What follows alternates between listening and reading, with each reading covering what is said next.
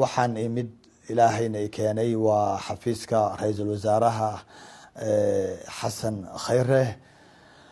si qurux badan runtii waa la ii soo dhaweeyey anoo weliba xambaarsan magaca culimo udiinka Soomaaliyeed runtii waxaan ka wada hadalay waa masiirka iyo halka loo wado iyo halka la doonayo weliba in la dejiyo wadankan waa runtii waajib diini ah in culimo udiinka ay runtii ay la hadlaan oo ay u yimaadaan u naseexeeyaan madaxdooda sababtoo ah ilaahay baan runtii nagu guubaabinaya rasuulka nagu guubaabinaya islaamka nagu guubaabinaya oo dhahaya diintu waa naseexa weeyaan diintan yaa xambaarsan culimo udiinka xambaarsan maadaama culimo udiinku ay xambaarsan yihiinna yay ugu naseexeynayaan waxay ugu naseexeynayaan waa culimo waa madaxda waa shacabka waa mucaaradka waa insaankan maxaa yeelay diinta waxaa loo soo dejiyey waa insaanka waxaase dembi ah waxaanse ilaahay ogolayn in diintiina aada xambaarsan tahay dadkii quudan lahaa lagu quudin lahaana inay ka qatan yihiin culimada inay garab istaagaan naseexa inay ula garab istaagaan madaxdooda waa wax aad iyo aad u wanaagsan eeg xabiibkeena sala allahu calayhi wasalam iskaba dhaaf dadkii muslimiinta ahaa ee uu la joogaye diinta naseexadeeda wuxuu la garab istaagay gaaladii waa ku waraaqaha u qori jiray waa kuu u tegi jiray waa kuu saxaabadiisa intuu u diro iyagoo wufuud ah waa kuu u tegi jiray oo ay u geyn jiray oo u diri jiray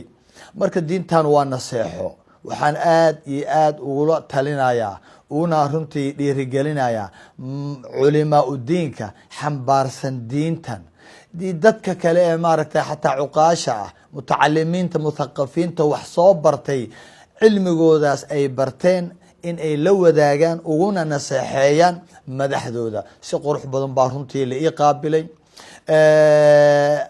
xaba adduunye iyo hanti adduunyana kamaanan soo raadsanin xaq ay nagu lahaayeen ayaanu runtii u gudbinay si qurux badanna maaragtay waa ay u qaateen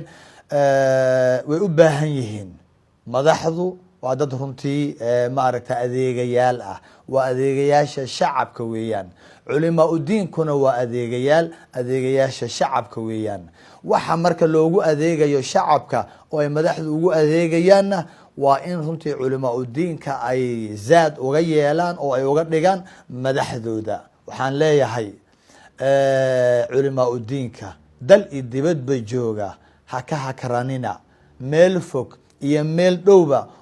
uga soo naseexeeya madaxdiina runtii waxaan arkay halkanna aan ku arkay saan shalay u arkay qalbiyada wanaagsan ee muqdisho waxaan arkay runtii madax qalbi wanaagsan oo runtii ogol naseexada ogol ilaahayna waa u baryeynaa runtii inuu ilaahay la garab galo xil culusna way qaadeen xilkaa culus kuwa ka soo baxa allaha ka yeelo kuwa ummadan hore u dhiga allaha ka yeelo kuwa cizigii ummadda lahayd qabkii ummadda lahayd soo celiya allaha ka yeelo runtii waxaa wax lagu wada qaban karaa waa wadajir ayaa wax lagu wada qaban karaa madax iyo shacab wada jira ayaa wax wada qaban kara waxa naga dhaxeeyana waa qarankan inaan ilaalino waa waajib diini ah wadajirka iyo midnimada inaan ilaalino waa waajib diini ah aynu wada ilaalino ilaahayna waxaan ka baryayaa wadankan cizigiisii allah soo celiyo ku noolaada meel walbo aad joogtaan Soomaaliya cizi iyo sharaf ku noolaada. Assalaamu calaykum waraxmatullah.